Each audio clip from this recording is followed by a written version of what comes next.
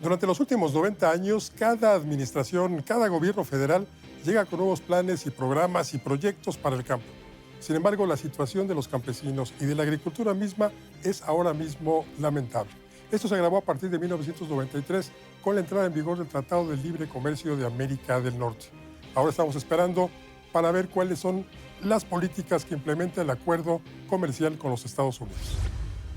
Hoy nos acompaña el doctor José Gilberto Salazar. Él es egresado de la Universidad Nacional Autónoma de México. Es autor del libro El Imperio de la Impunidad. Actualmente es profesor en la Universidad La Salle. También está con nosotros el maestro Alberto Sánchez Nava. Fue asesor jurídico en gobiernos municipales. También asesoró jurídicamente en administraciones portuarias integrales.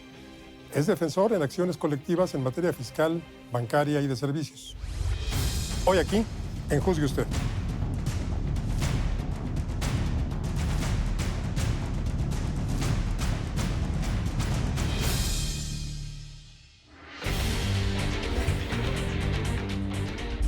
Hace más de un siglo que el campo mexicano vive una situación en la cual los políticos elaboran legislaciones, planes, proyectos, pero nada concreto en beneficio de la agricultura en México y de quienes viven de la agricultura. Cada vez la situación del campo mexicano está peor. Y la pregunta que nos hacemos muchos es, ¿habrá ya un plan, una nueva legislación, un nuevo plan para la próxima administración? Pues mira, Paco, yo siento que el parteaguas fue a partir de la reforma de la ley agraria en el 92, que se estableció la estructura para iniciar o arribar a la cuestión de una política económica de libre mercado. A partir de esa ley, de esa reforma del 92, pues se establecieron bases que perjudicaron a la competitividad de las actividades primarias, no solamente del campo, sino de casi la mayoría de las actividades primarias, que fue lo que se descuidó esencialmente. Yo creo que este gobierno debe de analizar esencialmente la cuestión, el aspecto constitucional para proteger una actividad como es la agricultura, claro. Es una actividad primaria que debe de tener ciertos privilegios productivos, y analizar los efectos de los tratados comerciales a nivel Estados Unidos, que nos ha afectado muchísimo. ¿Qué tan cierto es esto? ¿El Tratado de Libre Comercio verdaderamente afectó al campo? Pienso que sí, pero aquí yo creo que hay que tomar como base el modelo neoliberal que se inicia en 1982, donde se abandona el campo. Estamos a 36 años de este abandono y el gran reto del nuevo gobierno creo que es hacer un plan de producción agrícola a nivel nacional que dé respuesta de inmediato a las necesidades de los campesinos y de la sociedad en general en cuanto a los productos del campo. Cuando candidato, el actual presidente electo hablaba de la autosuficiencia alimentaria. Y hubo críticas, decían que ya no era posible que hubiese autosuficiencia alimentaria. Sin embargo, conocemos ejemplos. Brasil. Claro. Brasil es un país que tiene autosuficiencia alimentaria y que incluso tiene capacidad de exportación. Sí, mira, en México tenemos una ley de comercio exterior que es la que se encarga de contener los efectos de las importaciones de productos agrícolas. El problema es que la misma ley, para efecto de que los agricultores impongan una reclamación de competencia desleal a nivel internacional, como lo ocurrió con el maíz, nosotros éramos autosuficientes en materia alimentaria en la producción de maíz. Desafortunadamente, las grandes harineras se llevaron las empresas harineras a los Estados Unidos porque estamos consumiendo maíz transgénico que les representa un gran negocio, pero agroindustriales muy específicos. En ese sentido, se afectó y se abandonó la cuestión agrícola e impactó, obviamente, en la autosuficiencia alimentaria, y es por eso que la soberanía no está debidamente resguardado por un sistema presidencialista que firma un contrato, un tratado de libre comercio y inhibe la producción. Anteriormente, la CONASUPO nos hizo muchísimo daño porque teníamos un esquema de protección de precios, o sea, de precios de garantía, pero sin embargo, pues obviamente traemos algo histórico, lo que dice el doctor es muy cierto. Anteriormente, el banco especializado para la cuestión de la otorgación de créditos pues, pedía un recorte, un moche a cada agricultor porque era un crédito que no era pagable y eso inhibió una de las actividades fundamentales. Fue por eso que los grandes empresarios, por ejemplo, Maseca o las grandes harineras, se fueron a Estados Unidos porque les representa un negocio enorme el hecho de abandonar el maíz mexicano, a pesar de que todavía se produce, pero no, No como lo hacíamos antes.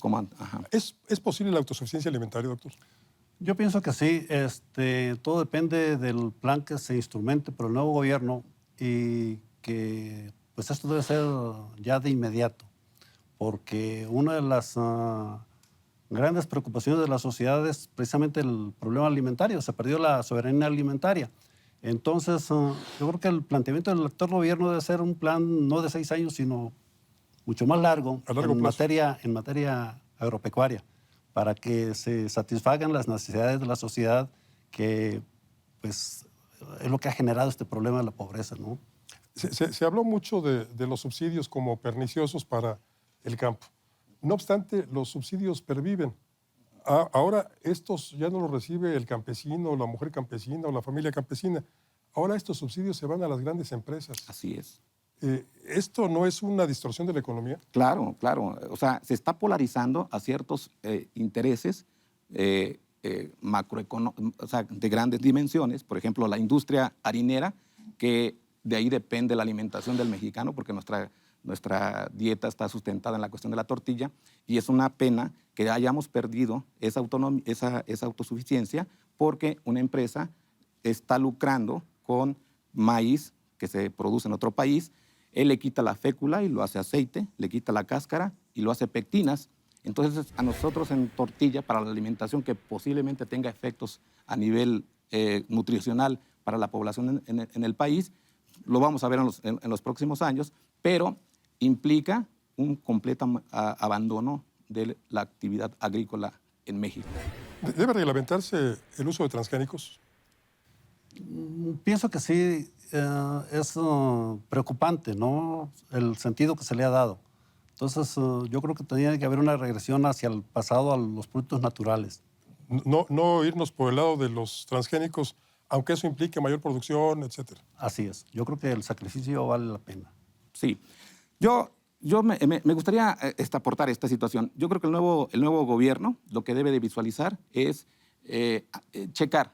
Si no aprendemos de los errores históricos que desde el 82 a la fecha, tuvimos, por ejemplo, en la zona de Occidente el impacto que tuvo los ingenios azucareros, todo lo que son los cañeros. Desafortunadamente, cuando se suscribe el Tratado de Libre Comercio en el 93, Serra Puche con Kentor, al momento de suscribir las cartas paralelas, tomaron en cuenta las importaciones de fructosa a la industria refresquera para determinar nuestros excedentes de producción de azúcar. ¿Qué fue lo que ocurrió? Que se viene una controversia entre la Organización Mundial de Comercio y perdimos de manera vergonzosa porque no se fijaron en cuanto a los efectos de cómo se iba a llevar a cabo los parámetros de importación y exportación de azúcar. Fue por ese motivo que la industria azucarera tuvo que ser requisada por el Estado porque se declararon en quiebra, los azucareros se quedaron con el azúcar en México y se hicieron una serie de fraudes, porque son actos de corrupción, en puerta giratoria en materia de pedimentos de importación. Y eso nos afectó muchísimo, una actividad que sostenía a una gran población en el país, pues se vio muy seriamente afectada. Y México está por firmar un acuerdo comercial con Estados Unidos, del cual desconocemos realmente cuáles son los términos, si estos son benéficos o al contrario, solamente van a beneficiar al imperio. ¿El campo vuelve a ser materia de este tratado, de este acuerdo? Desde luego que sí, por la importancia que tiene la producción, ¿no? Agrícola, sobre todo de México. Yo creo que aquí la gran preocupación que tenemos los ciudadanos es que va a ser el nuevo gobierno con el modelo que trae, de un enfoque social, en un modelo neoliberal, si es el caso, que acepten las condiciones que se venían dando en estos 36 años del gobierno neoliberal. Claro, claro. ¿Es saludable el retorno a los subsidios al campo? No, mira, los subsidios fueron muy mal manejados. El subsidio puede ser peligroso porque te crea vicios al momento de otorgarlos. Aquí la cuestión es de que debemos de cambiar el aspecto legislativo en materia de la cuestión de créditos, porque a final de cuentas es un subsidio, o sea, deviene de ciertos factores de impulso a la productividad. Eso está dentro de la Constitución. Es decir, el Estado es el rector principal para el efecto de fomentar nuestras actividades. Pero desafortunadamente, un subsidio a veces es mal encausado y tiene efectos negativos. Yo creo que se deben de cambiar las reglas de inversión al campo, porque en este momento, por ejemplo, los programas de asistencia hacia el campo, pues se polarizan con gente que definitivamente no los necesita. Entonces se polarizan los intereses y hay grandes agroproductores que inclusive han sido secretarios de Agricultura, pero que protegen actividades muy específicas y dejan 105 millones de hectáreas que existen en el país susceptibles de producción. Entonces yo creo que aquí lo fundamental sería analizar el aspecto primero constitucional y una cuestión mucho muy importante es la ley de comercio exterior. Ahorita si yo quiero acudir al presidente de la República para decir que tenemos una práctica desleal a nivel internacional sobre exportación o importación de algún producto, necesito representar el 25% de la producción nacional. El problema es el corporativismo de las agrupaciones agrícolas y ahí es donde estamos todos paralizados y se pierde la esencia en cuanto al efecto de impulsar una economía en cuanto a sus actividades primarias. Intermediarismo y corporativismo, esos han sido también dos lacras que han detenido el campo, ¿no es así? Así es. Yo creo que el triunfo del nuevo presidente de la República es debido a eso, en buena medida, el hartazgo, el cansancio de la sociedad en cuanto a los vicios de corrupción e impunidad que pues ya nadie los soporta. Definitivamente. Mira, la cadena productiva... Se nos acabó el tiempo, licenciado Sánchez Nava. Lamentablemente, muy interesante la conversación. Ojalá tengamos oportunidad de repetirla próximamente. Claro que sí. Gracias. Gracias, Paco, por la invitación. No, gracias a ustedes. Buenas noches. Gracias. Han sido muchos los programas y proyectos que han fracasado para tratar de darle vida al campo mexicano y a los campesinos. Ahora hay una nueva idea para reorientar estas políticas y conseguir lo que fue un compromiso de campaña: la soberanía y la autosuficiencia alimentaria. De eso platicamos esta noche. Pero lo que nos interesa ahora es que juzgue usted. Soy Francisco Rodríguez, le agradezco su atención. Lo invito a que nos reencontremos aquí la próxima semana.